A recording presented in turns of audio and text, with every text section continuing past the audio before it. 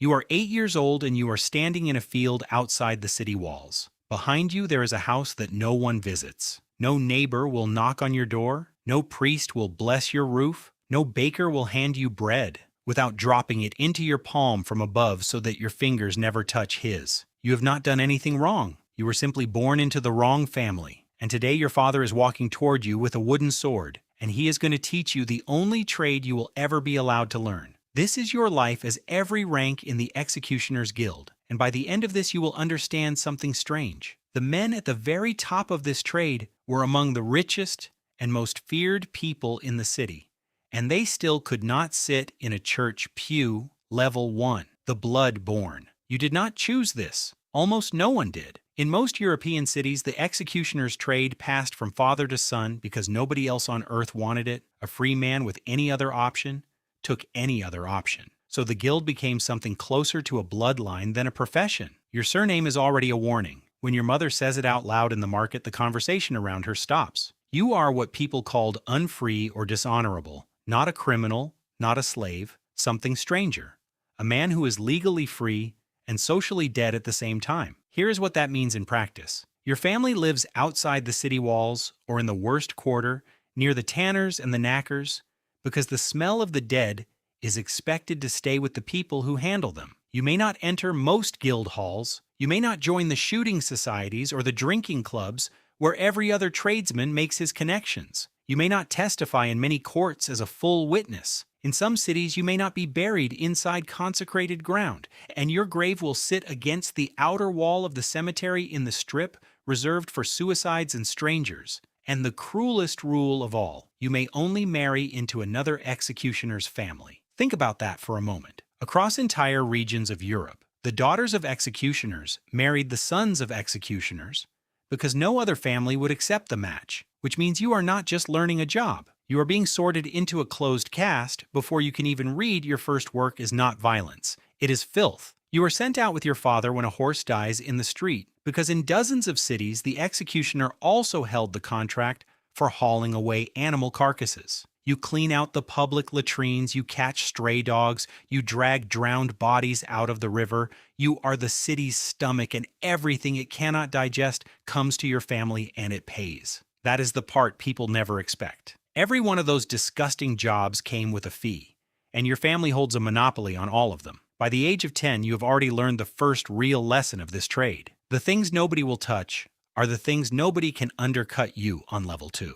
The Apprentice. You are 12 or 13, and your father takes you to the scaffold for the first time, not to watch, to work. Your job is to sweep it. You scrub the boards with sand and ash because dried blood makes wood slick. And a slip on execution day is a public humiliation your family will not recover from for years. You learn the exact quantity of sawdust needed and where to throw it. You learn that the crowd stands closer than you imagine, close enough that you can hear individual voices, close enough that they can hear you. You learn the tools next, and this is where the apprenticeship becomes something like a strange craft school. The sword is not a weapon here. It is an instrument. An executioner's sword has no point because it never stabs anything. It is broad and heavy, and its balance sits far forward, so the weight does the work instead of your arm. You spend months learning to sharpen it, and you learn that a blade too sharp will chip on bone, and a blade too dull will not pass through the neck at all. There is a narrow, correct edge, and finding it is the first genuine skill you will own. Then you learn the rope. You learn that hemp stretches when it is wet and shortens when it dries, and a rope measured in the rain will hang differently in the sun. You learn knots that hold and knots that slip, and which is which in the dark, then the wheel, the ladder, the branding irons, and how long each shape must sit in the coals before it will mark skin without sticking to it, the pincers, the strapado ropes. Every object in your father's workshop exists to do one specific thing, to one specific part of a human being. And by 14, you can name all of them without looking. And then there is the practice. You do not practice on people, you practice on animals. Sheep and pigs and cattle bought cheap or taken from the carcass work. Your father sets a beast's neck across a block, and you cut again, and you cut for years until the motion leaves your mind entirely and lives only in your shoulders. Because the one thing your father repeats more than anything else is this: on the day it matters, your hands will shake. And the only thing that will save you is a movement you no longer have to think about. Level 3, the assistant. You are 16 and you have a name now inside the trade. In the German lands, they would call you a low or a knacker's boy. And your job on execution day is everything except the killing. You walk beside the cart, you hold the condemned man's arms while he is bound. You keep the crowd back from the ladder, and when it is finished, you are the one who lifts the body. This is where you discover the part of the job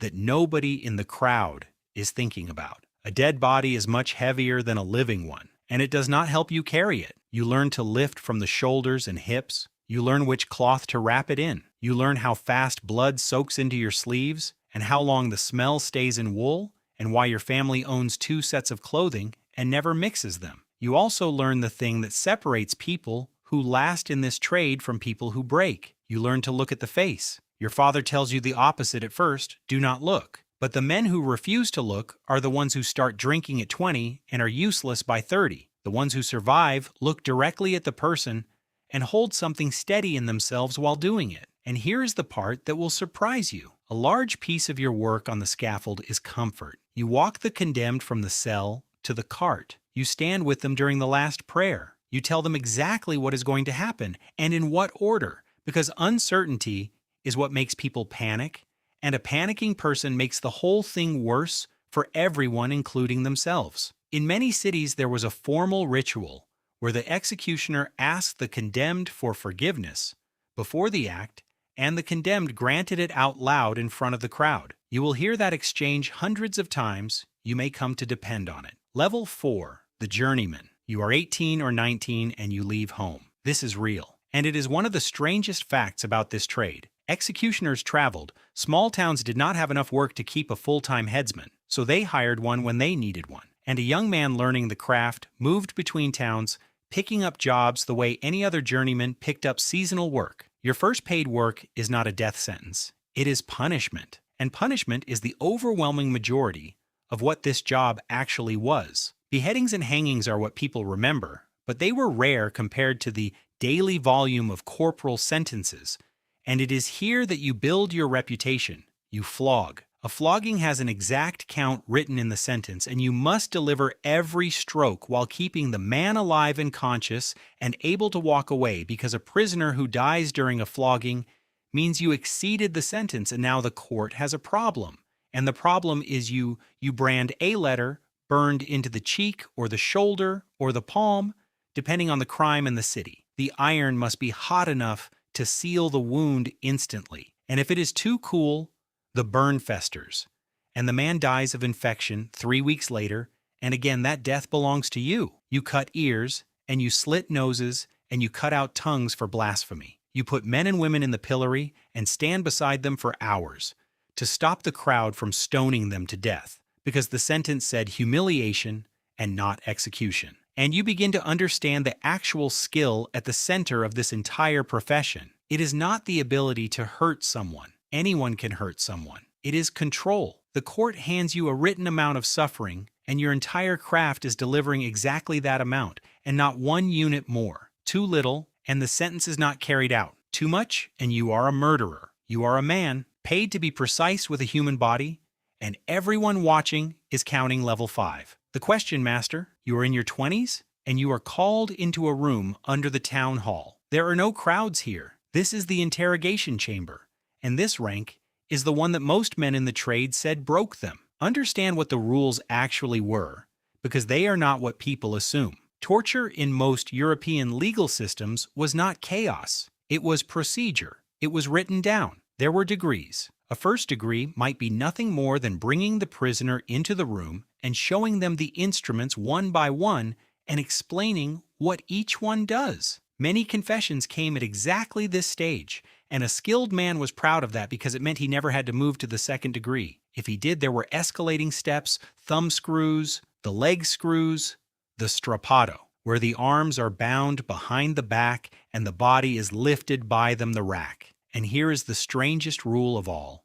A confession from a dead man was worthless, and a prisoner who died in your room was a failure of your craft and could end your career. There were also rules about repetition and about how long a session could last, and in many places, a confession obtained under torture had to be repeated freely afterward, or it did not count. So you sit in that room and you become an expert in something no one should be an expert in. The exact point at which a human being stops resisting and you go home, and you cannot tell anyone about it, because the only people allowed to sit at your table are other people who already know level 6, the sworn executioner. You are in your late 20s, and a city offers you the post. You take an oath in front of the council, and now you have a title and a salary and a house that belongs to the office and not to you. And within weeks, you will face the single day that decides your entire life. Your first beheading? Here is what nobody outside the trade understands. Beheading with a sword is genuinely difficult. There is no block in the German method. The condemned kneels upright, and you swing horizontally through the neck of a living, breathing person who is not still. The target is narrower than your hand. It moves with every breath, and you have one attempt. If you succeed, the crowd roars and your reputation is made in a single second. If you fail, everything collapses.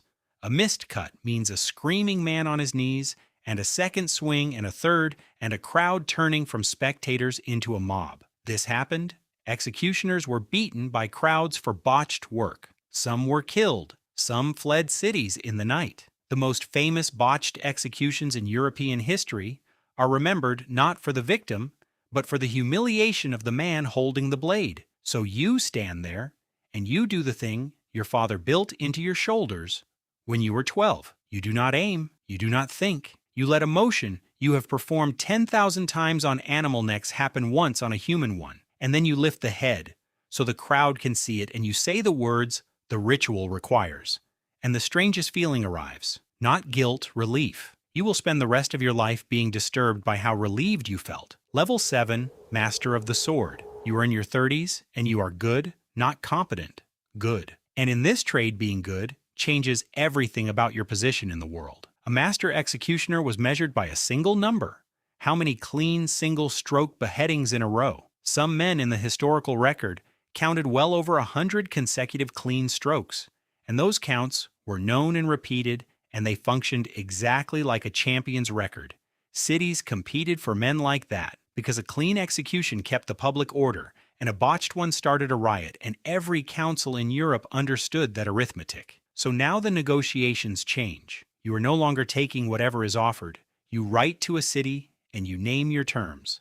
A yearly salary, a fee for every execution, a smaller fee for every flogging and branding, a travel allowance when you are hired out to a neighboring town, the clothing of the condemned as your property, which was a real and valuable customary right, a free house, exemption from certain taxes, and in many cities the continuation of your monopoly on carcass removal and the latrines and the stray dogs which you now subcontract to men below you and take a cut. You are becoming wealthy, properly wealthy, richer than most master craftsmen in the city, and it means nothing socially. You will walk into a tavern with more money in your purse than the men inside, and they will move away from the bench. Level 8, the wheel. You are the master now, and that means the worst sentences come to you personally. A simple beheading was considered an honorable death, and was often reserved for the higher classes or for crimes without aggravation. Below that there was a whole ladder of worse, and each step down was a different technical problem for you to solve. Hanging, which was slow and public, and left the body on display for weeks as a warning. Drowning in a sack. Burning, where your actual craft was managing the fire, and where a merciful executioner strangled the condemned quietly before the flames reached them, and where the crowd sometimes knew he had done it and approved. And the wheel. Breaking on the wheel was the most feared sentence in Europe for centuries, and it was carried out by a specialist. The court would specify the number of blows and the order of them, and whether to begin from the top or from the bottom. Beginning at the head was mercy, because it ended quickly. Beginning at the legs was not. You are handed a document that tells you how long a man is going to take to die, and you are the one who has to make the document true. And this is the rank where the men in this trade started giving out mercy in secret. A blow to the chest earlier than the sentence allowed, a rope tightened before the fire caught, a cut delivered before the ritual was complete. None of it was legal, all of it happened, And if the crowd noticed, they usually stayed quiet because even a crowd that came to watch had limits. Level 9. The Healer. You're in your 40s, and something has happened that you never expected when you were 12 years old, scrubbing blood off boards. People are knocking on your door.